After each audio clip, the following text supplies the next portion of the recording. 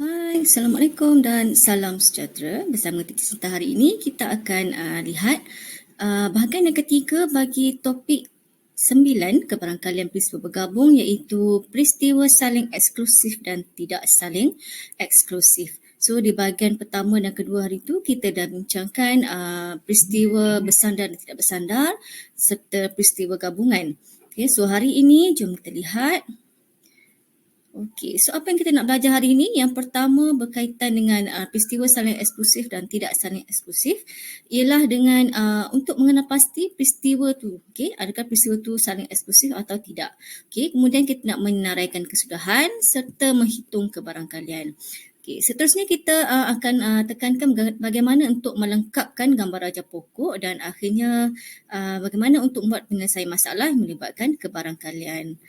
Okey, jom kita lihat satu persatu. So, seperti yang kita tahu, peristiwa bergabung juga terdiri daripada dua, iaitu peristiwa saling eksklusif dan juga peristiwa tidak saling eksklusif. Okay, beza antara dua ni ialah, bagi peristiwa saling eksklusif, bila ada melibatkan dua peristiwa, iaitu peristiwa A dan juga peristiwa B, okey, dia dikatakan saling eksklusif jika tiada persilangan antara peristiwa A dan juga peristiwa B. Okey, manakala kalau dua peristiwa tu iaitu peristiwa A dan peristiwa B dikatakan tidak saling eksklusif jika ada persilangan. Okey, maksudnya kalau ada persilangan, maksudnya dia tidak eksklusif lah. Kalau dia tiada persilangan, maksudnya dia memang eksklusif. Okey, jom kita tengok.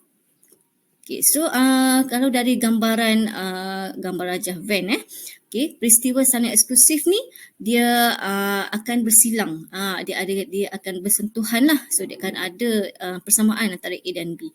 Jadi jika diminta apakah kebarangkalian kesatuan antara peristiwa A dan peristiwa B, kita tambahkan dulu peristiwa A dengan peristiwa B dan kita tolakkan dengan persilangan tersebut. Tapi kalau peristiwa tidak saling eksklusif, memang dia tidak tidak bercantum lah. Jadi nak kira kebarangkalian peristiwa A bersatu dengan peristiwa B, jadi just kita tambahkan peristiwa A dengan kebarangkalian bagi peristiwa B. So itu untuk gambaran dari segi gambar rajah Venn. Okay, contoh yang pertama untuk mengenal pasti peristiwa. Okay, jadi kita tengok contoh yang pertama. Kita just nak kenal pasti situasi yang diberi itu adalah peristiwa saling eksklusif atau tidak kan. Jadi terlihat contoh yang pertama. Okay, dua orang murid dipilih secara rawak, diberi P murid lelaki, Q murid perempuan. Okay. R adalah murid yang memakai cermin mata. Jadi kalau diminta kita kena pasti contoh 1A itu P dan Q. P murid lelaki dan Q adalah murid perempuan. Jadi dua-dua ni dia tak akan sama, dia tak akan serentak kan. Jadi kedua-dua ni dikatakan saling eksklusif. Sebab peristiwa P dan peristiwa Q tidak boleh berlaku bersama. Okay, contoh yang kedua masih lagi contoh yang sama tapi peristiwa P dan juga R untuk B kat situ. Okay. P tu murid lelaki, R tu murid yang memakai cermin mata. Jadi mungkin ada di kalangan murid lelaki tu ada yang pakai cermin mata kan. Jadi peristiwa ini akan ada boleh berlaku serentak. Jadi maksudnya peristiwa ini tidak saling eksklusif. Okay, contoh yang ketiga masih lagi contoh yang tadi tapi untuk peristiwa R dan Q pula. So R tu adalah murid yang memakai cermin mata dan Q adalah murid perempuan. Sama macam tadi. So dalam ramai murid perempuan mungkin ada yang pakai cermin mata kan. So itu menunjukkan peristiwa P dan Q boleh berlaku secara serentak. Boleh berlaku bersama. Jadi dia tidak eksklusif lah. Okey. Contoh yang kedua, kita nak menghitung kebarangkalian pula. Jadi kita lihat contoh yang lain lah. Itu contoh yang keempat.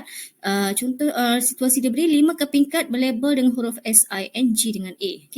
Dimasukkan ke dalam sebuah kotak. Kepingkat dipilih secara rawak dari kotak itu. Hitung kebarangkalian kad yang dipilih berlabel konsonan atau huruf A.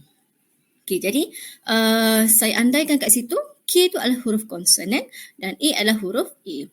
So kita lihat di situ, kebarangkalian untuk dapat konsonan daripada S, I, N, G, A ada 3 iaitu S, N dan juga G. Jadi keseluruhan kesudahan yang ada S, I, N, G, A ada 5 kan, sebab tu dia jadi 3/5. Kemudian kita tengok pula kesudahan untuk kebarangkalian huruf A dipilih. Jadi satu maksudnya kalau dalam kebanyakan SINGA tu ada satu saja A. Jadi kebarangkalian adalah 1 daripada 5. 5 tu adalah 5 kepingkat tadilah. Okey. So akhirnya macam mana kita nak cari kebarangkalian bagi konsonan atau huruf A? Jadi kita tambahkan kedua-dua kesudahan tadi, iaitu 3/5 tambah dengan 1/5. Tambahkan peristiwa A 3/5 dan peristiwa B tadi 1/5. Manakala dia tiada pertindanan, maksudnya konsonan yang lain kan, huruf A tu benda yang lain. Jadi kita tak perlu nak tolak lah, di akhirnya just kita tambahkan saja. So 3/5 tambah 1/5 kita akan dapat 4/5. Okey, jom tengok contoh yang kelima.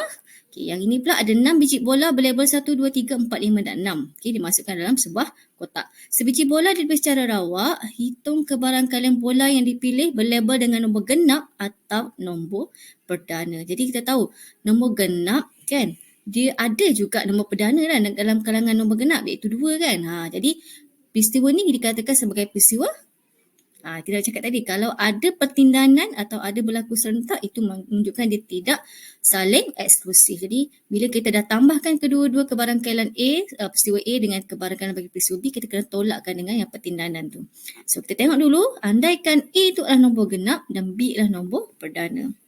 Jadi kita buat kebarangkalian untuk A dulu, iaitu nombor genap. So dalam 1, 2, 3, 4, 5, 6 ada 3 nombor genap, iaitu 2, 4 dan 6. Okay, so 3/6 sebab 6 tu jumlah daripada 6 biji bola yang ada lah. So kemudian kita tengok pula kebarangkalian bagi peristiwa B. Okay, peristiwa B iaitu nombor perdana ada 3 juga, iaitu 2, 3 dan 5. 3 daripada 6 juga.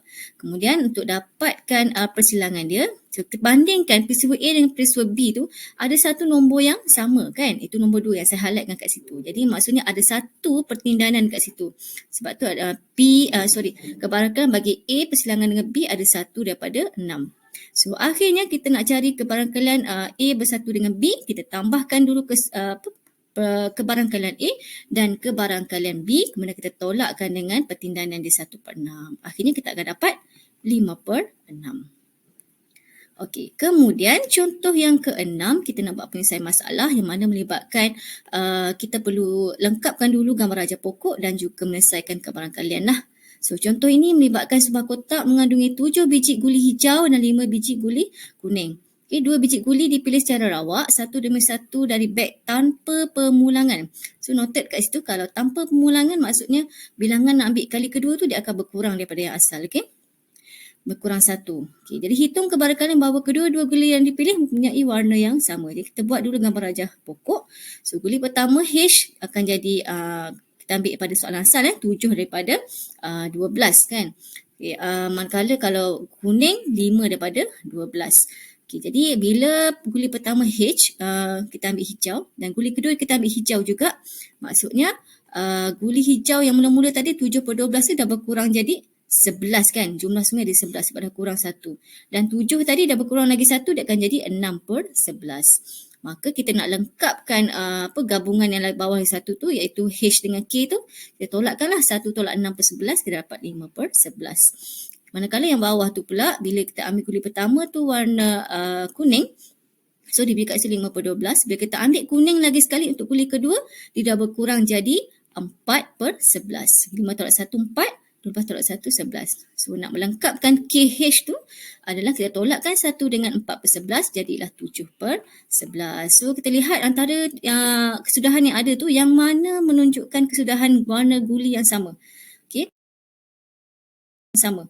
Okay, so kita nampak itu saya dah highlightkan HH dengan KK. So kita ambil lah dia punya kesudahan tu, kita darabkan dan juga kita tambahkan. Akhirnya kita akan dapat kebarangkalian yang terakhir tu adalah 31/66.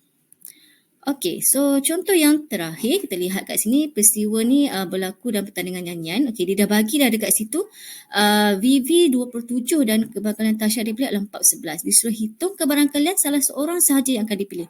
Jadi kita lengkapkan gambar raja pokok 2/7, 5/7 untuk bukan VV kan, sebab kita lengkapkan kan. So V bila ambil Tasha dia akan jadi 4/11. Refer balik pada soalan asal.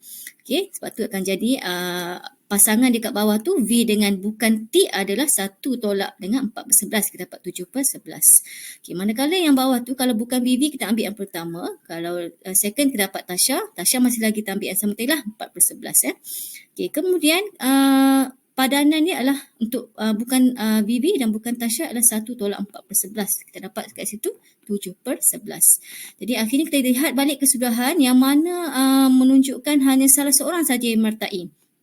So kita nampak kat situ yang seorang saja yang mertai adalah V dengan bukan Tasha dan juga bukan VV dengan Tasha. Jadi kita ambil dia punya kesudahan tu, kita ambil dia punya kebarangkalian tu, kita darabkan dan tambahkan kedua-dua kesudahan tu. Okay. So akhirnya kita akan dapat kat situ 34/77. Jadi rasanya cukup lah. Okay, 7 contoh yang Teacher Sinta dah bincang hari ini. So semoga bermanfaat untuk semua. Terima kasih. Kita jumpa lagi dalam kelas akan datang. Assalamualaikum.